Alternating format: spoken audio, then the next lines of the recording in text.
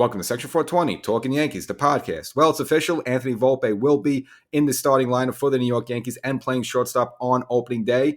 Kind of surprises people. Well, I guess not a big surprise, but makes the Major League roster there for the New York Yankees. But of course, they also get a little bad news. Again, the walking wounded kind of been the theme for the Yankees lately. And again, now you add another name to that list, a big name, Luis Severino, who is, really counting on him to have a good season, a full season, which again, he's been bothered by injuries a couple of past seasons. Unfortunately, the lat issue, which has bothered him last year, now is supposed to be a mild version strain, is going to keep him out. So again, he's going to likely be on the IL to start the season. And again, we don't know how long he's going to be out for, and he's got to be troubled because, again, this was the same injury that pretty much took him out for the second half of last season, and we didn't really see him until late September there. Now, he was effective in October, but again, missed a lot of time, and again, you're kind of worried that this is going to be a similar repeat situation in 2023, just for the fact also it's a contract year for Severino, and again, just for his own personal benefit, I'm sure he wanted to have a good season just so he could get a big deal somewhere, and hopefully that would be with the Yankees, but now you got to be concerned, is this going to be something that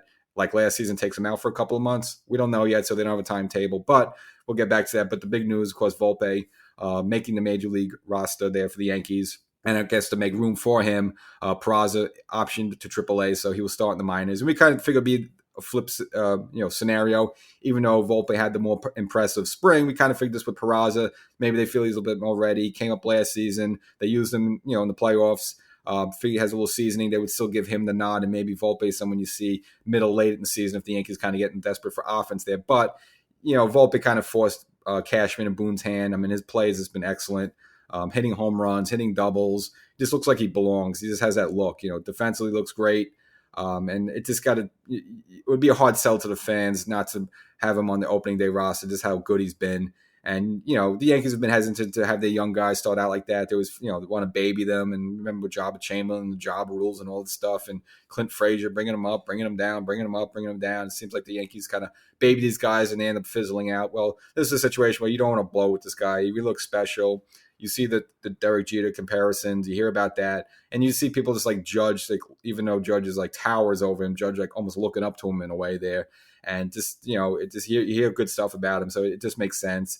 And you see what Houston does with their own, Pena. They had no problem starting him. They're 20-year-old, and he looks like he's a 10-year vet, and he's phenomenal. He's going to have a great career. And I guess the Yankees trying to capture a little bit of that magic as well with Volpe. So he will be there opening day playing shortstop. And again, I'm sure the fans are excited. They've all been calling for it. And it would have been a hard sell for the Yankees and the Yankee fans not have him starting, just how good he's been this spring. He's pretty much been the story of spring, you would have to say. Pretty much the story's been him and probably the Yankee injuries, just getting back to Severino this spring. So I guess he's been the positive, just a negative now. Now the Yankees going to have to scramble a little bit to put a rotation together. Again, Rondon's going to start the season on the IL with his injury. He's starting to throw a little bit, but you're probably not going to see him till middle to almost late April. He's probably, good chance he misses a good chunk of the first month of the season. And that's if he comes back healthy and no reoccurring problems. Same with Nestor. Obviously, he's going to miss a start. He's going to be on the IL to start the season. He may not be as long. He might be a little bit more ready than Rondon. But again, the Yankees are going to have their full starting five, or at least starting four you were hoping for. You're hoping they start the season strong with, Cole, Rondon, Severino, Nestor. And then obviously we knew Frankie Montas was done. But even someone like Clark Schmidt, who's been working that cutter there, he's been tremendous this spring. And, Herman hasn't been that great, but just by the numbers, there's so many guys out of the rotation, just by default, he might, get a start or two there just the first couple of weeks. And of course, they're also talking about Johnny Brito, who has been impressive this spring's last outing, 16 up, 16 down, looked strong, looked dominant with breaking stuff as well as a good fastball. So, you might be looking at a starting rotation, at least to start the season, with Cole, Brito, Schmidt, and Herman. So it's funny, all the hype and all the money the Yankees spent this offseason, especially with Rendon, you can have Cole and three kind of your guys that you'd be competing with for a fifth spot or middle relievers, but just goes to show how the Yankees kind of been racked there with injuries. But you just got to worry about the most with the lat there with Severino. Just hopefully, it's almost like an oblique thing, and you just don't know how these things are going to last. You're going to pitch has a groin problem, all right, you're out a couple of weeks, it's fine, you're back, you would have no big deal. But these lats and obliques and things like that, it's just tricky, and that's something this could be lingering half the season. Who knows? So hopefully it's not the case, but that remains to be seen.